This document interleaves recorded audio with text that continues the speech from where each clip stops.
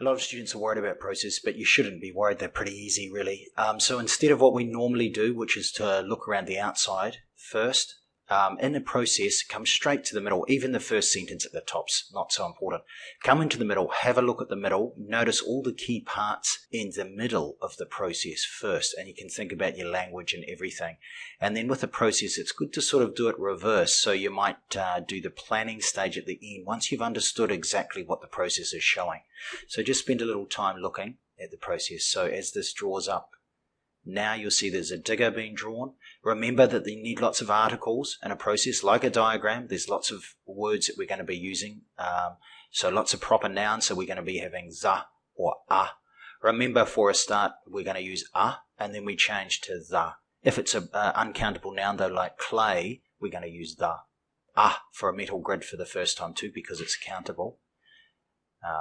And then the same thing with the roller at the bottom. We would be using a roller, and then we change to the clay. So notice the clay is roll, the change there. Often there'll be little arrows and things pointing to different parts of a process. So you need to think about what it's adding to. And the verb as well. So the sand and water here is added to the... What do you think that answer would be? So pause and have a think about that. Maybe talk to your partner there. We're going to draw up the next stage first. We're going to show this in reverse. Now, if they have multiple arrows like they have here, that means they want you to discuss two different things. So you need to understand what's happening in the picture. So you need to spend a little time really having a look. See here, they've got a nice clear or. So that means they want you to notice this difference between the two ways of making bricks. So you can see there the words that you'd need in there. Notice the again. So that's pretty easy, either by a wire cutter or a mould.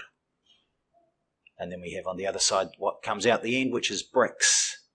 And then as it moves down, we'd look at the next stage of the process, which in this case is going to be about temperature. So we have different stages being shown here as well. Notice that they're using the word drying oven, so we can use referencing here. What kind of word would we need before bricks? Notice the time. You're going to have to talk about the time as well. Talk about everything that you see on the process. Don't leave any details out. Highlight everything and talk about everything. Now, when you've got three things like this together, notice that this is the way it would be best to talk about it. So we talk about one kiln and the temperature, then the second kiln, and then the cooling chamber. And we need to mention all that data as well. We're mentioning everything we see on the process.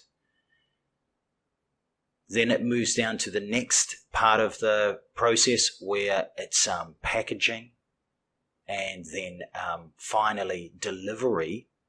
So we can also think about the passive voice. You're going to use the passive voice a lot in a process, as we'll talk about more when we focus on grammar.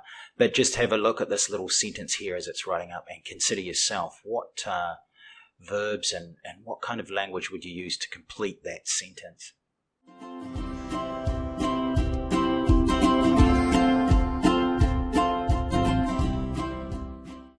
Now, don't forget about sequencing language. It's very important in a process to think about sequencing. This will help your coherence and cohesion mark.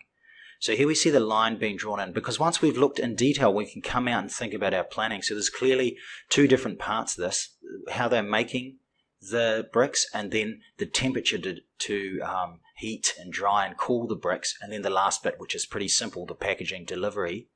So for me, this would be quite an easy split in terms of paragraphs. We talk about the making of the bricks and then the next part. So the specific sequencing language you might use, there's lots of things we can use: firstly, secondly, thirdly, fourthly, after that.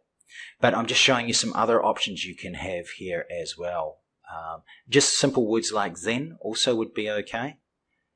So what sequencing devices would you use, or could you use, for where the arrows are going to come up now? So as it stops, I'll pause here and you talk to your partner and think about what might be in both of those arrows. What could you use? Now think about other options too, not just one option.